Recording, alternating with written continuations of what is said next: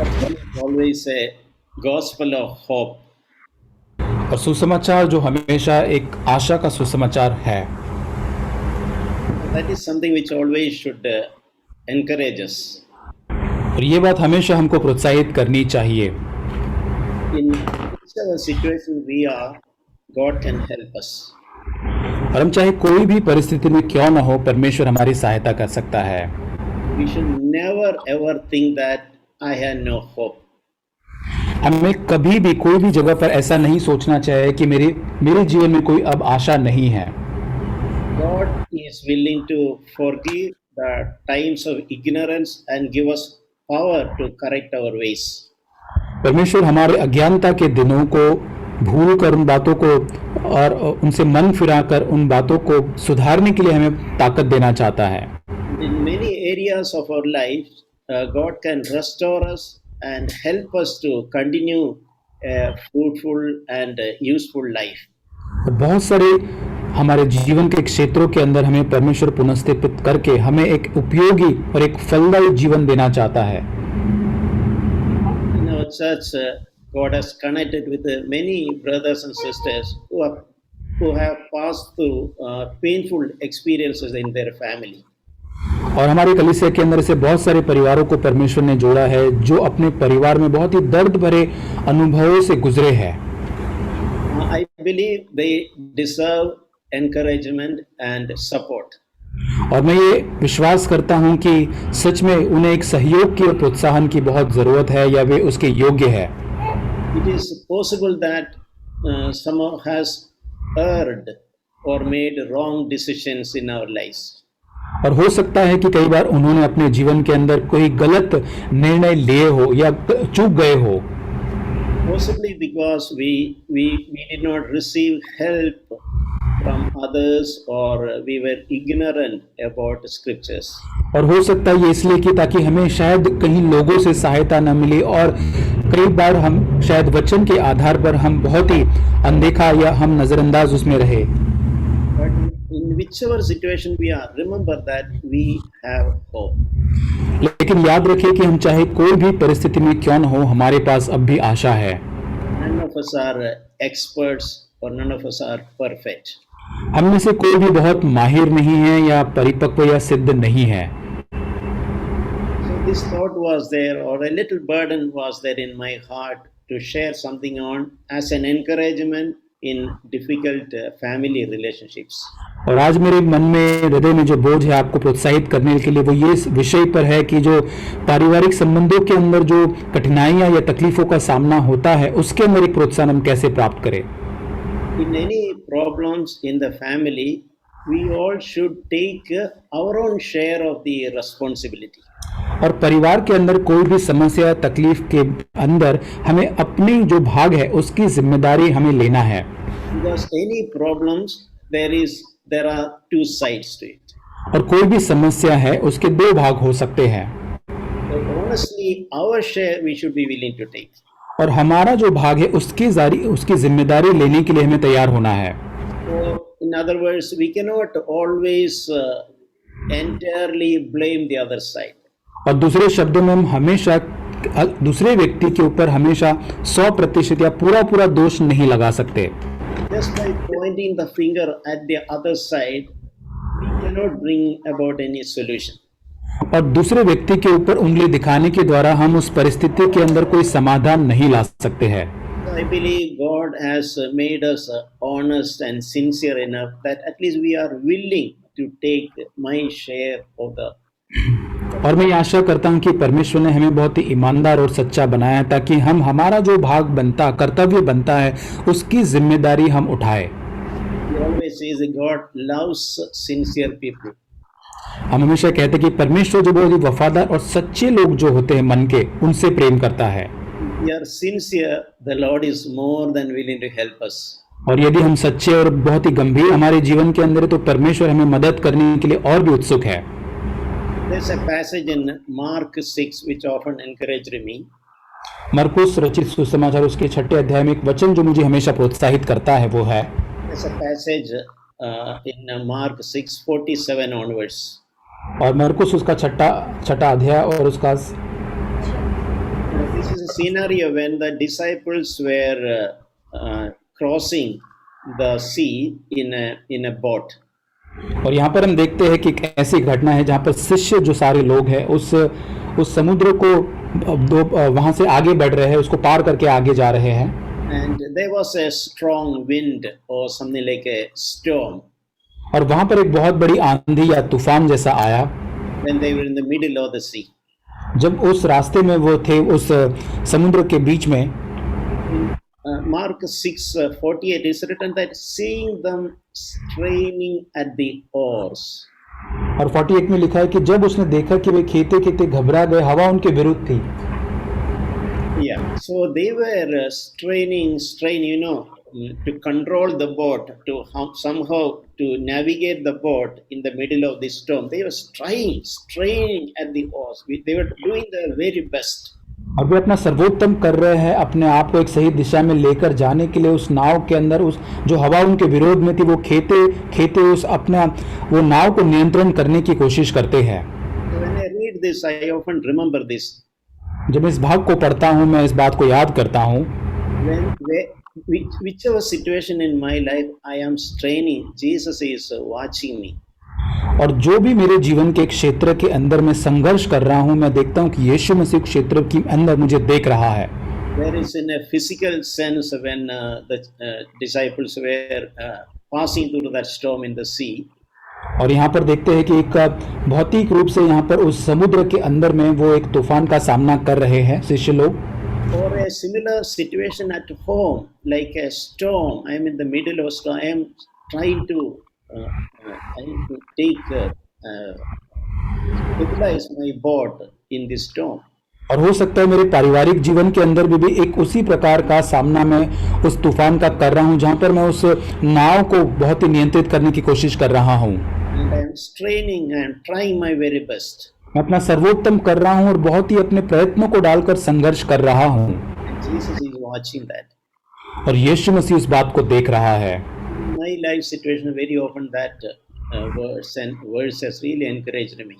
मेरे जीवन में इस वचन ने बहुत ही मुझे प्रोत्साहित किया है अनेक बार। There will not be any situation in my life where Jesus will just idle and passive and not concerned about me. और मेरे जीवन में से कोई भी हालात नहीं होंगे जहां यीशु मसीह कुछ भी न किए बिना ऐसे ही देखता रहेगा या वहीं पर बैठा रहे, ऐसा कभी नहीं होगा। You can always remember, as a matter of fact, Jesus is concerned, genuinely concerned about the problem that we are right now in. लेकिन ये मुद्दा बहुत ही ये है कि यीशु मसीह मेरे सारे जो कंसर्न है या मेरी जो चिंता या मुझे परेशान करने वाली बातों के बारे में वो चिंता रखता है। And it is also written there, Jesus knew that the wind was against them. और यीशु मसीह वहाँ पे लिखा है कि यीशु मसीह जानता था कि वहाँ पर जो हवा है, जो वहाँ पे लहरें चल रही है, वो उनके विरोध में चल रही थी। The external circumstances were not comfortable to them. It was against. और बाहरी परिस्थितियां यहाँ पर उनके लिए आरामदायक नहीं थी, उनके विरोध में यहाँ पर वो परिस्थितियां थी। Jesus can understand that situation. और यीशु मसीह वो परिस्थिति को बहुत अच्छे से समझ सकता है। We read in that passage later that then he entered the boat and he told them, "Take courage." और वहाँ पर वह कहता है कि वो आगे बढ़ता है और वो आगे बढ़कर कहता है कि धैर्य रखो, मैं हूँ, डरो मत। So when we are in the middle of a storm in our family environment, we can take these words of Jesus into account. और जब हम हमारे पारिवारिक जीवन के अंदर ऐसे समुद्र में से, ऐसे तूफान में से जब गुजरते हैं, हमें भी इस प्रोत्साहन को हमारे लिए ले लेना है। Take courage. और यहाँ पे लिखना कि धैर्य रखो या फिर ढाढ़स बांधो। Yeah, don't be disheartened. और बिल्कुल भी निराश न हो। Don't think that you are going to get drowned. और बिल्कुल ये न सोचे कि आप डूब जाने वाले हैं। Do not be afraid. और कभी भी आप डरो मत। I am willing to help you. और मैं चाहता हूँ तुम्हारी मदद करूँ। And we see that he got into the boat with them and the wind stopped. और फिर वहाँ पर आगे देखते वह उनके पास नाव पर आया और वहाँ पर जो तूफान जो था वो हवा थम गई। Meaning there is no storm which Jesus cannot stop. और इसका मतलब ये है कि ऐसा कोई तूफान नहीं है जिसको यीशु मसीह शांत न कर सके। You only need to tell Lord, I am helpless in this storm. हमें हमेशा ये कहना है परमेश्वर से, प्रभु मैं पूरी तरह से असहाय हूँ इस तूफान के अंदर, I am trying to do as best as I can. और मैं अपना सर्वोत्तम जितना मैं कर सकता हूँ मैं कर रहा हूँ इस तूफान के अंदर। I need your help. मुझे आपकी सहायता की जरूरत है, I want to hand over the situation into your hands. और मैं ये परिस्थिति को आपके हाथों में सौंपना चाहता हूँ। Jesus can calm the storm. और यीशु मसीह इस तूफान को शांत कर सकता है।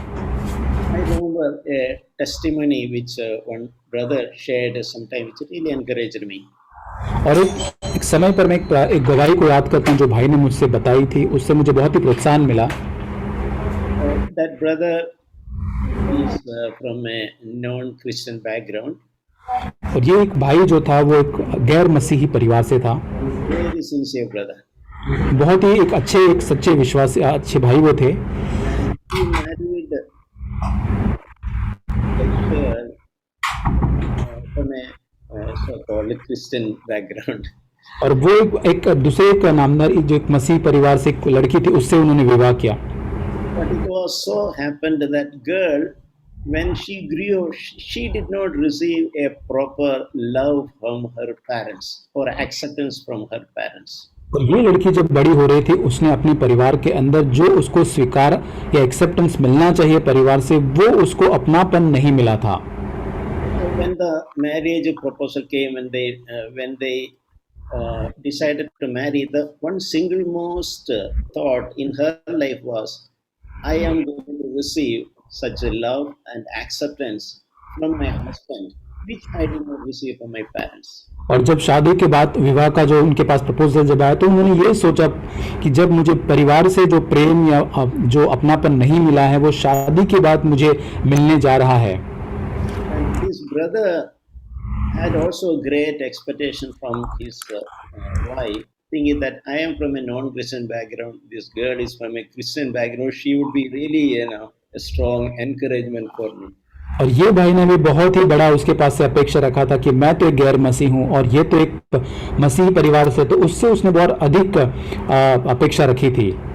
But after the marriage, they found each other is expecting lot from the other side. और विवाह के बाद इन दोनों ही व्यक्ति जो पति पत्नी हैं, एक दूसरे से और अधिक अपेक्षा करने वाले हो गए।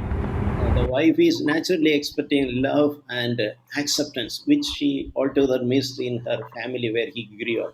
और पत्नी जो है पति से प्रेम की अपेक्षा करती, अपने अपनापन की परीक्षा कर जो अपेक्षा करती, जो उसने बचपन से परिवार से नहीं पाया था।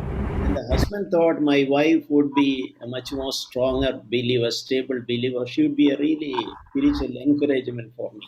और पति ने ये सोचा कि मेरी जो पत्नी बहुत ही मजबूत, वो एक विश्वासी है और मेरे लिए एक बहुत बड़ा प्रोत्साहन वो होगी। But what happened? Both of them were expecting too much from each other. और यहाँ पर ये होता है कि दोनों ही पति पत्नी यहाँ पे एक दूसरे से बहुत ज्यादा अपेक्षा करने लगते हैं, And each one's need, expectation were not really met. और यहाँ पर देखते हैं कि दोनों ही एक दूसरे की अपेक्षा को नहीं पूरी कर पाते हैं। To the extent they desired. जितनी उन्होंने इच्छा या अपेक्षा की थी, वहां तक वे एक दूसरे की अपेक्षा पूरी नहीं कर पाते हैं। The result was it brought some kind of strain and unhappiness within the family. और उसका परिणाम ये हो कि उनके परिवार के अंदर एक संघर्ष या एक खुशी न होने का माहौल लेकर आया। Things did not happen in the way they both expected. और चीजें इस प्रकार आगे नहीं बढ़ी जैसी वे दोनों अपेक्षा करते थे। So this brother, very earnestly, is a very sincere brother, godly brother. He sincerely, Lord, I want to give what my wife is expecting, but I am not able to. और ये भाई जो है बहुत ही सच्चे विश्वासी, वो इस प्रकार प्रार्थना करते कि प्रभु जो इसकी अपेक्षा है वो मैं सच में उसे देना चाहता हूँ। He told me when he really sincerely cried and prayed from his heart quite some time before the Lord alone. और जब अकेले में परमेश्वर के सामने उन्होंने पुकार कर इस प्रकार से प्रार्थना की, And God, the Lord filled him with the power of the Holy Spirit. और परमेश्वर ने उसे पवित्र आत्मा के सामर्थ्य से भर दिया। And he said his life was changed, his family life was changed afterwards. और वो कहता है कि उसका पारिवारिक जीवन उसके बाद पूरी रीति से बदल गया। So what I learned from that testimony is, और इस गवाही से मैंने ये सीखा कि To live a happy family life, we need help of the Holy Spirit. और हमें एक आनंदित और खुशहाली से भरा हुआ पारिवारिक जीवन जीने के लिए हमें पवित्र आत्मा की सहायता की जरूरत होती है। With our own abilities or cleverness, we may not be able to give a fulfilled family life. और हमारी अपनी स्वयं की योग्यताओं के द्वारा या चतुराई के द्वारा हम एक फलदायी पारिवारिक जीवन नहीं जी सकते हैं। But the Lord is willing to help, give us all the power of the Holy Spirit. लेकिन परमेश्वर चाहता है कि हमें पवित्र आत्मा का सारा सामर्थ्य वो हमें दे सके। We read in Ephesians chapter 5, और इफिसियों की पत्री उसका 5वें अध्याय के अंदर हम इस प्रकार पढ़ते हैं। so in the passage Ephesians 5:18 onwards, इफिसियों की पत्री 5 अध्याय उसके 18 वचन से आगे it says that be filled with the Spirit. और यहाँ पे लिखा है कि पवित्र इफिसियों की पत्री 5:18 में लिखा है कि पवित्र आत्मा से परिपूर्ण होते जाओ। Yes, and then it is saying that speaking to one another in psalms and hymns and spiritual songs. और आगे के वचन में 19 में कहता है फिर आपस में भजन और स्तुतिगान और आत्मिक गीत गाया करो। So when we are filled with the Holy Spirit, God can give us, we can receive grace to speak things in our family in an edifying way.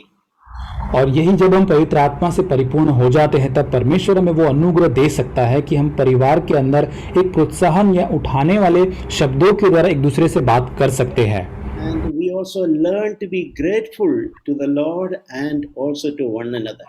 और वहाँ हम परमेश्वर के प्रति और परिवार में एक दूसरे के प्रति धन्यवादी होना भी हम सीखते हैं। And we learn to be subject to one another. और यहाँ पर हम एक दूसरे की अधीनता में जीवन जीने के लिए भी सीखते हैं। So the important passage on family life is following after the commandment be filled with the Holy Spirit. और इसलिए परिवार का बहुत ही मुख्य सिद्धांत जो है वो ये इससे शुरुआत होता है कि पवित्र आत्मा से तुम परिपूर्ण हो जाओ। When you get time, you can read this together, Ephesians 5:18 till the end of the chapter. It will be really helpful. और आप इफिसियों की पत्री 5 अध्याय उसके 18 वचन से अंतिम वचन के भाग को आप अकेले में बाद में पढ़ सकते हैं। And it commands wife to be subject to your own husbands as to the Lord. और वहां पर हम देखते हैं कि पत्नियों को अपने पति की अधीनता में जैसे कि परमेश्वर की अधीनता में रहते हैं वैसे अधीनता में रहने के लिए कहा गया है।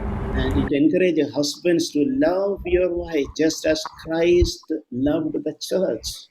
और जैसे यीशु मसीह ने अपने कलीसिया से प्रेम किया है वैसे ही पति को अपनी पत्नी से प्रेम करने के लिए आज्ञा दी गई है। And more than anything, he reminds that Christ gave himself to the church. और यहाँ और एक बार याद दिलाता है कि यीशु मसीह ने कलीसिया के लिए जैसे अपने आप को दे दिया उस तरह से। Like that, what we learn is husband can just give himself to on behalf of his wife. और उसी रीति से जैसे कि मसीह ने अपने आप को कलीसिया के लिए दे दिया, पति जो है अपने आप को पूरी रीति से पत्नी के लिए दे देता है। Remember that example, Christ gave himself up for the church.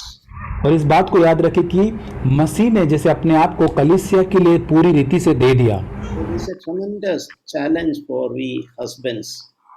और ये बहुत एक अद्भुत चुनौती है पतियों के लिए। We can learn to follow the example of Jesus. और हम यीशु मसीह का जो उदाहरण है उसका अनुसरण करना सीख सकते हैं। What Jesus did for the church. जो यीशु मसीह ने कलीसिया के लिए जो किया। Instead of claims and expectations and entitlement, we can give up. I can give up myself for my wife. और यहाँ तक कि मेरी जो अपेक्षा है, मैं जो दावा करता हूँ, मुझे जो मिलना मेरे हक जो है, उन सारी बातों को छोड़कर मैं अपने आप को दे सकता हूँ मेरी पत्नी के लिए। And result is just like in the case of Jesus, church became sanctified and a bride became a bride without spot and wrinkle or any such thing. और जैसे मसीह ने कलीसिया के लिए अपने आप को दे दिया, उसका परिणाम ये हुआ कि जो कलीसिया जो है एक दुल्हन के रूप में शुद्ध हो गई, बिना झुर्री न कोई कलंक के बिना। And Jesus redeemed church for himself. और यीशु मसीह ने कलीसिया को अपने आप के लिए जैसे छुड़ा लिया। And that is our result. We can get our wife in a much better way, redeem for ourselves if we are willing to give up ourselves. और यदि हम अपने आप को देने के लिए तैयार हैं तो हम बहुत ही और भी अच्छी रीति से पत्नी को अपने आप के लिए प्राप्त करने के लिए तैयार है। I want to share a few practical things. और कुछ व्यवहारिक बातें मैं आपके साथ बांटना चाहता हूँ। One is we should always remember in the family और हमेशा हमें परिवार के अंदर एक बात को याद रखने की आवश्यकता है that our fight is not against flesh and blood. हमारा जो युद्ध या संघर्ष जो है लड़ाई वो मांस और लहू के साथ नहीं है। Yes, a wife's target should not be a struggle or fight should never be with her husband. और पत्नी की लड़ाई या उसका टारगेट जो है कभी भी पति के साथ नहीं होना चाहिए। And in the same way, a husband should never consider a wife as a person to struggle with. और उसी प्रकार से पति को भी अपनी पत्नी को इस प्रकार के व्यक्ति नहीं समझना कि जिसके साथ वो संघर्ष कर सके या लड़ाई कर सके। Our only struggle should be with the devil and his agents. और हमारा जो एकमात्र युद्ध या लड़ाई जो है वो शैतान और उसके दूतों के साथ होनी चाहिए। This will be especially applicable at home. और ये सिद्धांत खासकर हमारे परिवार के अंदर लागू होता है। Never ever consider even remotely that our spouses are our enemies. और कहीं पर भी दूर दूर तक हमें ये तक नहीं सोचना है कि हमारे जो पति या पत्नी हैं जो हमारे विरोधी या हमारे शत्रु है, ऐसा कभी नहीं सोचना है। Whatever may be the difficulties we are undergoing, और कोई भी कठिनाइयां से हम क्यों ना गुजरते हो, our struggle should not be with that person, with that human being. और हमारा संघर्ष उस व्यक्ति के साथ नहीं होना चाहिए, उस लड़ाई नहीं होनी चाहिए। We can desire and pray that our thoughts and our emotions are under the control of the Holy Spirit. और हम इसकी चाहत रख सकते हैं, प्रार्थना कर सकते हैं कि पवित्र आत्मा की अधीनता में हमारी सारी इच्छाएं और विचार हो। Our thoughts should be pleasing to the Lord. और हमारे विचार परमेश्वर को प्रसन्न करने वाले हो। We should be meditating and thinking about things which are really useful. और हम ऐसी बातों के बारे में नित्य सोचते रहे, उस पर मनन करते रहे जो बहुत ही उपयोगी हो। Our focus should not be on things, our thoughts should not be meditation, should not be on negative things. और हमारे विचारों का ध्यान जो नकारात्मक बातें हैं उन पर नहीं होना चाहिए। For example, negative things of our spouses. और उदाहरण के रूप में जो हमारे जो पति या पत्नी हमारे साथी की जो नकारात्मक बातें होती उस पर हमें ध्यान नहीं देना है। Or even suspicious thoughts. और संदेह करने वाले विचार नहीं रखने हैं। Bible says in Philippians chapter 4 verse 8. और बाइबल में लिखा है फिलिपियों की पत्री 4 अध्याय के 8 वचन में, Let your thoughts be about true things which are real things. और तुम्हारे विचार जो है वो सराहनीय या वो पवित्र हो And honorable things. और आदरणीय हो। Think what is right. Uncle can you repeat uncle? Think on things which are right. और इसलिए हे भाई जो बातें सत्य है, वे जो बातें आदरणीय हैं, जो बातें उचित है, जो बातें पवित्र है, सुहावनी है, मनभावनी है, सद्गुण और प्रशंसा की उन पर ध्यान लगाया करो। Pure, lovely and of things of good repute. That is what we should think. और ये सारी बातें जो उन बातों के ऊपर हमें ध्यान लगाने की जरूरत है। Our mind should try to dwell on those good things we can think about our spouse. और हमारा मन जो है हमारे साथी के प्रति जो अच्छे विचार ये सारी बातें हैं उन गुणों के ऊपर ध्यान करते हमारे विचारों को लगाना है। So God can help us to correct our thoughts, our attitudes, our motives, etc. inside us. और हमारे भीतर जो हमारे जो विचार है, हमारे इरादे हैं, हमारे स्वभाव या व्यवहार हमारे जो हमारे साथी के प्रति है उसको परमेश्वर मदद करेगा ताकि हम उसको सुधार सके। Second thing is the Holy Spirit can help us to work in the words that we speak. और दूसरी बात यह है कि पवित्र आत्मा हमारी सहायता करेगा उन शब्दों के भीतर या अंदर जिससे हम एक दूसरे से बात करते हैं। Sometimes our silence can work far more powerfully than our words. और कई बार हमारे शब्दों से बढ़कर सामर्थ्य हमारा जो चुप रहना या हमारा साइलेंस जो होता है वो काम करता है। That's written actually in 1 Peter chapter 3. और ये लिखा हुआ पहला पत्रस उसके 3 अध्याय में।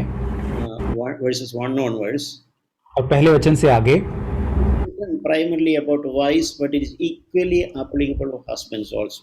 और ये पत्नियों के संबंध में है, लेकिन ये उसी तरह से पति के लिए भी लागू होता है। It says that wives be submissive to your husbands, and even if any one of them are disobedient to the word. और यहाँ पे लिखा है पहले वचन में, हे पत्नियों तुम भी अपने पति के अधीन रहो, इसलिए कि यदि इनमें से कोई ऐसे हो जो वचन को न मानता हो, They will be warned without a word by the behavior of their wives. और तो भी तुम्हारे भय सहित पवित्र चाल चलन को देखकर बिना वचन के अपनी अपनी पत्नी के चाल चलन के द्वारा खींच जाए, When as they observe your chaste and respectful behavior. और जब वो आपका भय सहित चाल चलन को देखेंगे तब वे परिवर्तित हो जाएंगे। And so think about it. It's written without a word. और यहाँ पे लिखा है कि एक भी शब्द बोले बिना वचन के। Without a word, we can hope to restore our spouse. और हम बिना वचन के, बिना शब्द बोले बिना भी हमारे जो साथी है उनको हम प्रभु में प्राप्त कर सकते हैं। So when I read this passage, this thought comes to me. वचन के भाग को जब मैं पढ़ता हूँ ये विचार मेरे मन में आता है। Suppose when we are married, both husband and wife are not believers. और मान के देखिए कि जब पति पत्नी का विवाह होता है तब वे विश्वासी नहीं थे, And one of them become a believer later. और थोड़े समय के बाद उनमें से एक जो है वो विश्वासी बन जाता है। So what should that spouse who is not a believer expect from the person, from his spouse who is become a believer? और जो विश्वासी बन गया है उससे जो दूसरा जो विश्वासी नहीं, वो व्यक्ति क्या अपेक्षा कर सकता है? Actually, it is a change of character. तो वो पहली बात जो है वो स्वाभाविक रीति से चरित्र का परिवर्तन जो होता है उसकी अपेक्षा वो करेगा, Change of behavior. और एक स्वभाव का परिवर्तन। And naturally, that person who, ideally speaking, that person who is not a believer has got a better spouse now. और जो व्यक्ति विश्वासी नहीं है वो देख पाता है कि उसके पास एक पूरी रीति से परिवर्तित और बेहतर एक साथी अब है। When a person becomes a disciple of Jesus Christ, there is definitely change in character. और यीशु मसीह का शिष्य जब कोई व्यक्ति गंभीर रीति से बन जाता है तो उसके चरित्र के अंदर जरूर ही एक बदलाव आ जाता है। It will be welcoming for the unbelieving spouse. और जो दूसरा अविश्वासी जो साथी है उसके लिए वो बहुत ही आमंत्रित करने वाला हो जाता है। Probably that will make that person even more beautiful also physically. और हो सकता है कि स्वाभाविक रीति से उसको भौतिक रूप से भी उसको सुंदर बना सकता है। So when inside there is a beauty that will be visible even outside to some extent. क्योंकि जो भीतर जो सुंदरता रही है वो बाहरी तौर पे भी वो सुंदरता दिखने लगती है। Take this as a challenge in our life. और हम हमारे जीवन के अंदर इसको एक चुनौती के रूप में ले सकते हैं। Instead of condemning us or discouragement, we can take it as a goal in our life. और हम अपने आप को निराश करने के लिए या दोषी ठहराने के लिए नहीं, लेकिन हमारे जीवन में एक उद्देश्य, एक ध्येय के रूप में इसको हमारे जीवन में ले सकते हैं, Or as a promise in our life. और हमारे जीवन में एक वायदे के रूप में इसे ले सकते हैं। I pursue godliness in my life.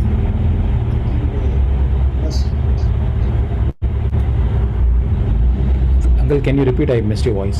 When I pursue godliness in my life, one day that will bless my spouse. और ऐसा स्वभाव रखें जिससे कि एक दिन हमारे जीवन से, हमारे स्वभाव से हमारा जो साथी है वो आशीषित होगा। You can hope this without my preaching or lot of advice, without a word, he or she will come one day also will become.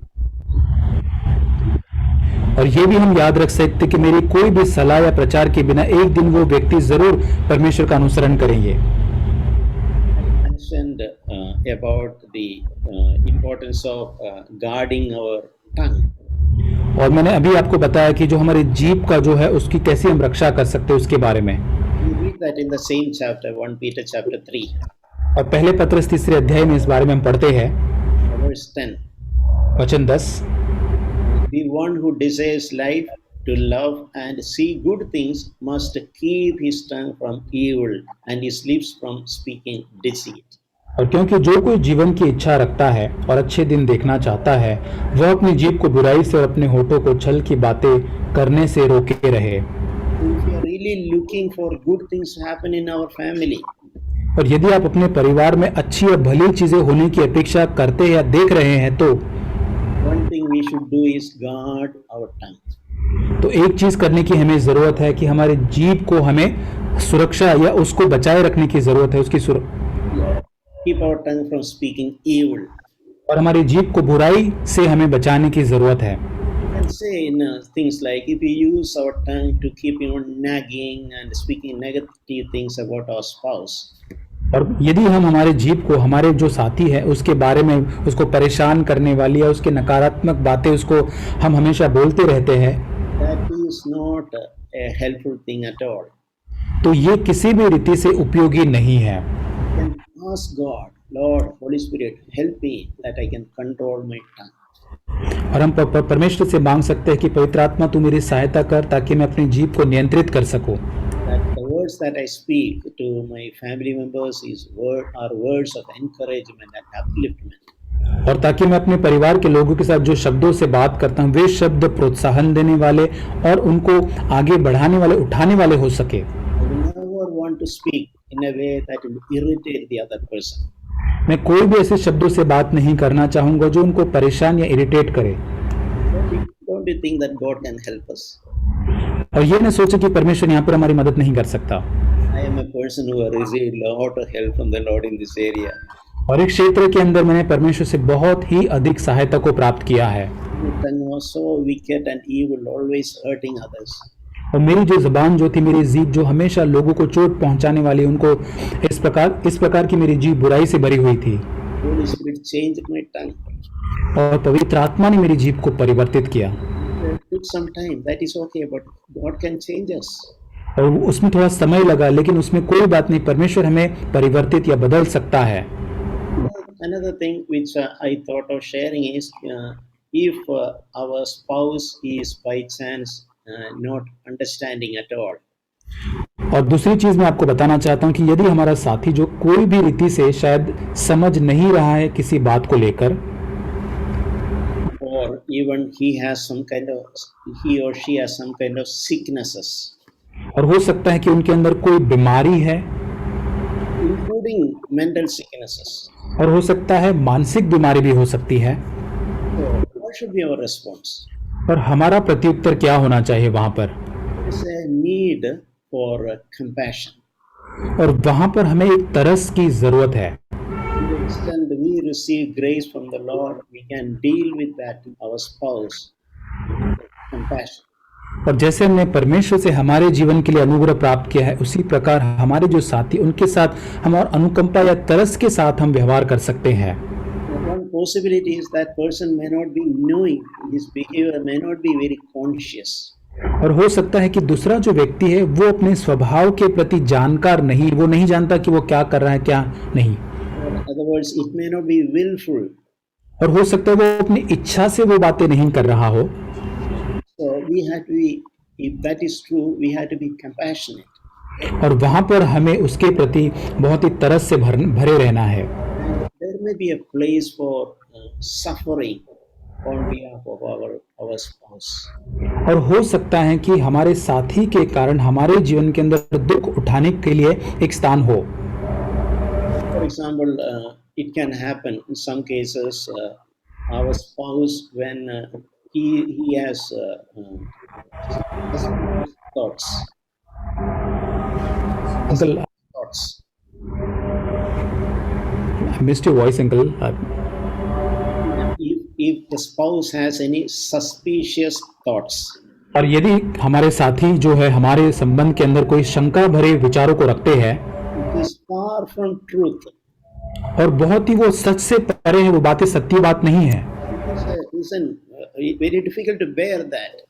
और बहुत ही कठिन हो जाता है उस बात को सहना। And we are being slandered, spoken wrong things about us. और वहां पर हमारे बारे में बहुत ही निंदा या अपमान की या बहुत ही बुरी बातें बोली जाती है हमारे संबंध में।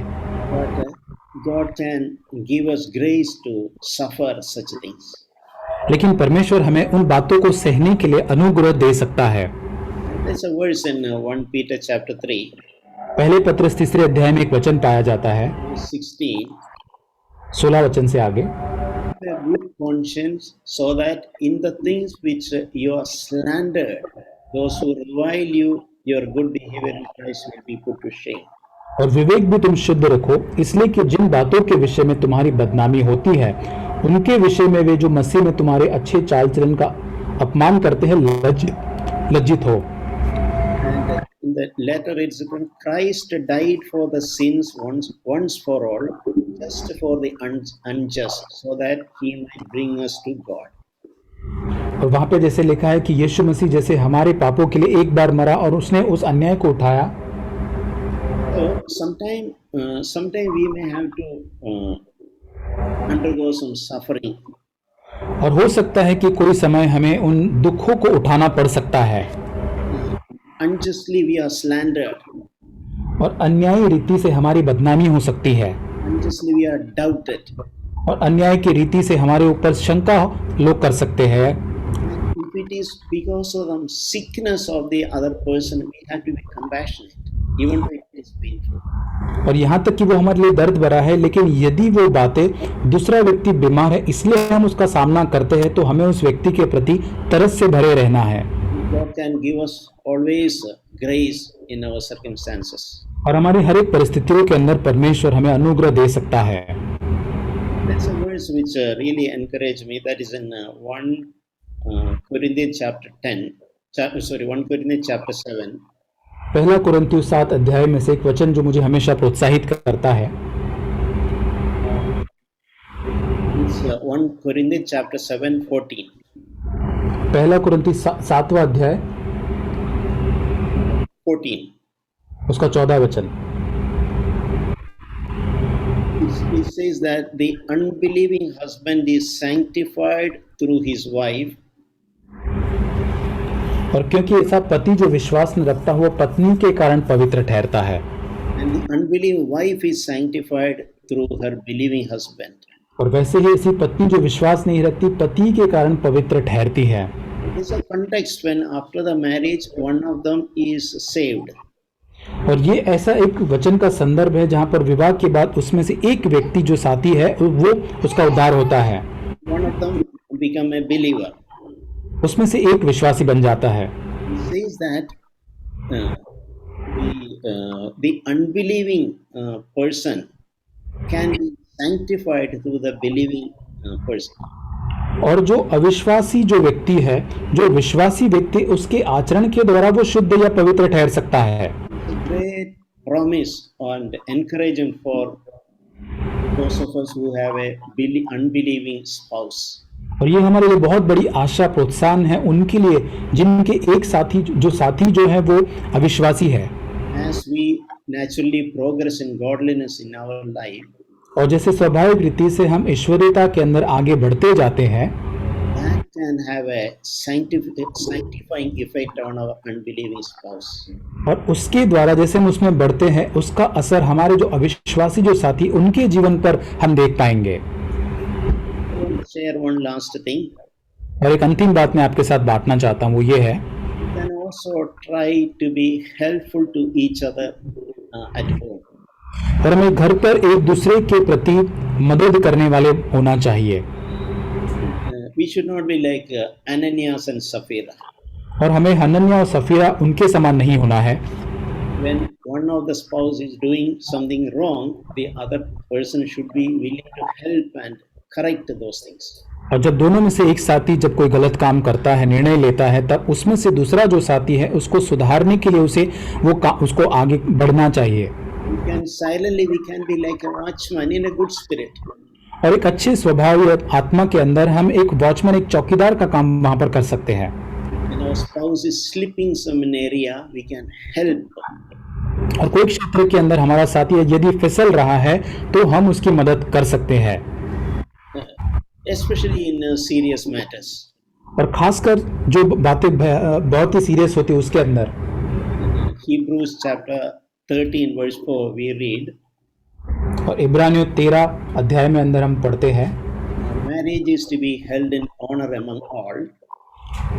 और विवाह जो है वो पूरी रीति से पवित्र माना जाए And the marriage bed is undefiled. और विवाह का बिछुना निष्कलंक रहे। There's a very remarkable statement there. It's a fornicators and adulterers God will judge. और यहाँ पे लिखा है कि जो व्यभिचारी जो है वे सारे जो होंगे परमेश्वर के द्वारा उनका न्याय किया जाएगा। So, for example, if one of the spouses is a husband, for example, is engaged in pornography or any relationship with another person, और उदाहरण के तौर पर यदि पति जो है वो अश्लील बातें देखने के अंदर या दूसरी किसी स्त्री के साथ एक संबंध के अंदर वो है यदि, so we can, as much as possible, the wife can help that person, making him aware about the seriousness. और दूसरा साथी जो यदि पाता है तो उसकी सहायता कर सकता है, इस बात की गंभीरता को उसे दिखाने के लिए उसकी मदद कर सकता है। In the limitations, of course. और यहाँ पर हाँ जरूर उसकी एक लिमिटेशंस या सीमाएं होती है। What I meant is we can look for there can be sometime need for helping each other. और मैं ये कहना चाहता हूँ कि कई बार ऐसी परिस्थितियां होती है जहाँ पे एक दूसरे की हमें मदद करने की आवश्यकता होती है। So in conclusion, और अंत में I want to say that there is a verse in Romans 5:5, hope does not disappoint. और रोमियो 5 अध्याय के अंदर जो वचन है, जो आशा से लज्जा उत्पन्न नहीं होती। So we can continue to hope if things are not as it should be in our family. और यदि हमारे परिवार के अंदर जैसी चीजें होनी चाहिए वैसी यदि नहीं है तो हमें आशा लगाए रखना है। So life partner, things are not going well with that person. यदि हमारे साथी जो है उनके साथ चीजें ठीक नहीं हो रही है तो Continue to keep hope. और हमें हमेशा वहां पर एक आशा रखनी है। Correct things what we can correct from our side. और हमारी ओर से जितनी चीजें हम सुधार सकते हैं वो हम जरूर करें। Continue to pray earnestly upholding our life partner. और हमारे जो साथी जो है उसके लिए हम निरंतर बड़ी आतुरता और इच्छा के साथ हम प्रार्थना करें। Continue to seek the fullness of the Holy Spirit in our life. और हमारे जीवन में हम पवित्र आत्मा से निरंतर भरने के लिए हम खोजें। Holy Spirit can give us wisdom. और पवित्र आत्मा जो है हमें वो बुद्धि और ज्ञान देगा। Behave well in our in various situations in our life. और ताकि हमारे जीवन के अलग अलग परिस्थितियों के अंदर हम एक सही रीति से वहां पर एक स्वभाव रख सकें।